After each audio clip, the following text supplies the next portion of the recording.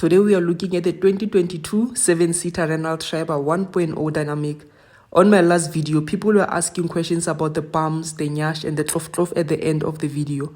But I told you guys, here we review cars and check what type of girls you can get with it.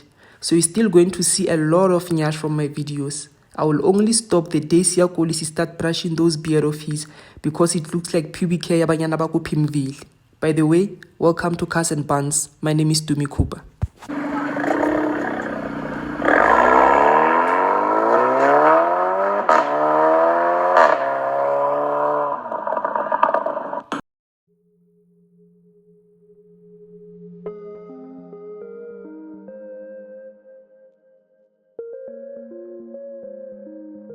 This car comes standard with 14-inch alloy wheels.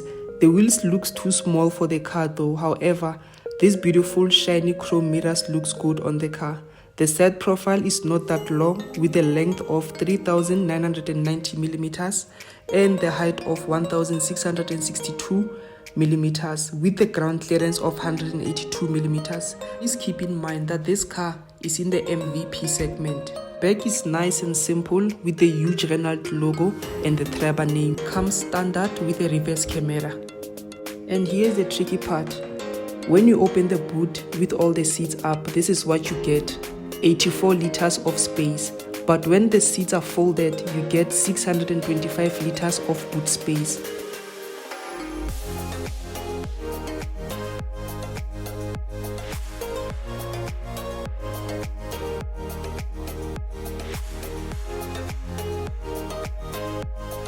I just love how the doors widely opens on these cars, actually on the MVP segment cars.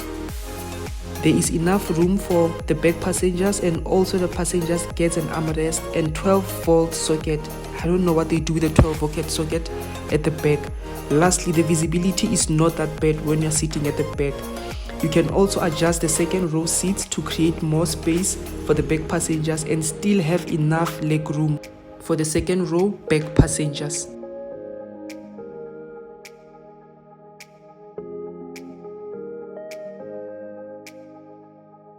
As you can see, the second row seats, they are adjustable. You can adjust them to accommodate the back passengers, and you can see I still have good enough leg room, and this seat is in my driving position. And I'm very tall, guys, don't underestimate me. I'm very tall and I'm not skinny like some guy who's stingy and he's so skinny. Wait a minute, sometimes the guy is so stingy but he's a doctor. But then let's jump in front. RENAULT claims that this car comes with the new generation high-tech with 1.0 liter 3-cylinder petrol engine with a power capacity of 52 kilowatts and 96 newton meters of torque. The car I had was a 5-gear front drive manual transmission. It comes standard with a multifunctioning power steering wheel, Bluetooth connectivity, aircon, central locking system and a bar side fridge next to the handbrake. Yes, you heard me properly. The side bar fridge with a good space next to the handbrake. It also comes with a high-level braking light, auxiliary input, USB port and electric windows, plus a huge 8-inch useless infotainment screen and 2 airbags. Just imagine 2 airbags for such a big car. Just because we never afford a fucking car, we must die in this long BS car and only 2 airbags. But then, how broke or broke, either a qualifier or a qualify. Plus, this is just a budget car in the MVP segment. So maybe most of you are wondering how I got this car. This car I rented it go OR Tambo International Airport. I just landed from a vacation in Cape Town and then I had to choose, am I going to take an Uber and then a 4x4 must back home, or else I can just rent a car and then drive home. And when I mean drive home, I mean driving from Johannesburg to Bloemfontein, then Tabanchu. Yes, it's what Tabanchu. But anyway, I have more. So yes, how feel like airport? I had to decide whether I rent a car or what do I do? So I decided to rent a car. And then when I'm still busy looking for the rental car companies, I came across the Blue Car Rentals. Blue Car Rentals. they don't want my credit cards, I got in. The worst mistake of my life. If you left with any choice but to choose Blue rental cars, don't. Mark my words, don't. Those guys know how to chow your money, and yes, they will chow even the deposit without any fault or anything else. They're just there to make money, and they will definitely chow your money. So do yourself a favor and go to the famous one that you know. That one is a daylight robbery and a daylight scam. And I went to ask Peter, or what Peter, where people complains, it's just negative reviews about that car rental. It's bad shame. But then, let's focus on reviewing cars.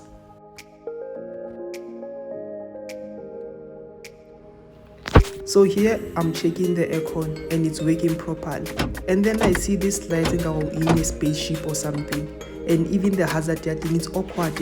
When you have the hazard in the car, it should be a button that you just jump fast to and then press in a hazard situation. But then, RENAULT. This is the storage compartment, the underneath and the top one. I told you guys, when it comes to the storage compartment in this car, there's a lot of storage. So let's check this useless infotainment screen. The only thing that works properly on this screen is the camera. The camera is perfect, you can clearly see and it's visible. And then the rest of other functions of this infotainment screen, they are useless. I couldn't play music. The only thing that I did was to connect a USB and the Bluetooth, but make it so cool. It's useless, this infotainment screen, but then I guess it's just for decoration. So I had to start my journey to drive from Johannesburg to Bloemfontein. The handling of the car is not that bad, it's doable shape.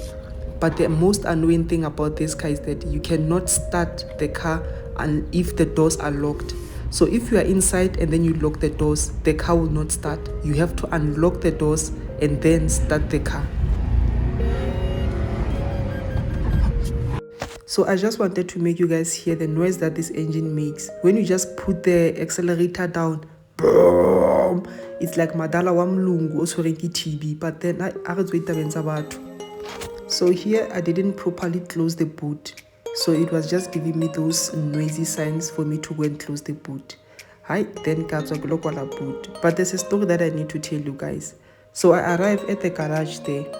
I decided to at least let me go get something to eat, get something to eat. After eating, I decided to go back inside the car to go review the car. I park on the side, start taking videos of the car. When I'm done taking videos of the car, I go to the bathroom to go pee. Hakebo, I can see these Nyope boys are in there. I'm like, hi, so I decided to go back to the car. Hans this guy is following me, Kiawan is following me. Before we continue the story of this Nyope boy, we'll discuss it later on when we discuss the 5 things I hate about this car and the 5 things I like about this car. Let's discuss the total cost of ownership for this car. The base model of this car comes at 230,000. So when you deposit a 230,000 car with 0 deposit and 0 balloon payment with a 16% interest rate, when you are lucky though, for 72 months, the estimate total will be 4,989 rand on installment, plus at least 1,500 ya petrol and at least 1,200 ya insurance. The overall estimate cost of ownership will be 7,689 rand plus the pampers, because no one buys this car if it's not for family reasons. But hurry, it's because Joburg, these guys, they sometimes buy it for Ubering. But then, let's continue.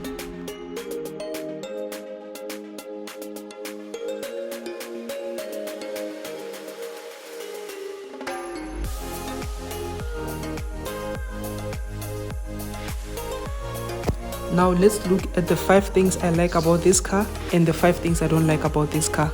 I will start with the 5 things I don't like about this car. Number 1, this car only comes with 2 airbags. For a family car, a whole MVP car, wow, this is a big red flag. Number 2, 0 power or whatsoever. When they were designing this car, it looks like they forgot you will need to overtake on the road. At least throw in some table there. Because there was a point where a truck driver had to wait for me to overtake, and I overtook him with a slow motion. Just imagine the embarrassment. Number 3, the infotainment system. The infotainment system, it's useless. I'll leave it at that. Just buy the car and find out. Number 4, when you start the car, it shakes as if it's misfiring. I literally had to ask someone to come help me confirm if the car was not misfiring. It just shakes unnecessarily.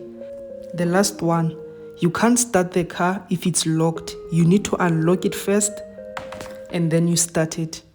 That's a whole process. So we can't enter the car, lock the car and then start it. That was annoying. So this Nyope boy came to the door, locked, asked for a lift. Just imagine if he wanted to come and smash the car and steal something from the car. I would have been in danger. But then, asikho lapho. Those are the 5 things that I hate about this car. Let's look at the 5 things that I like about this car. Number 1, the sidebar fridge. Well done, Renault, on this one. Well done.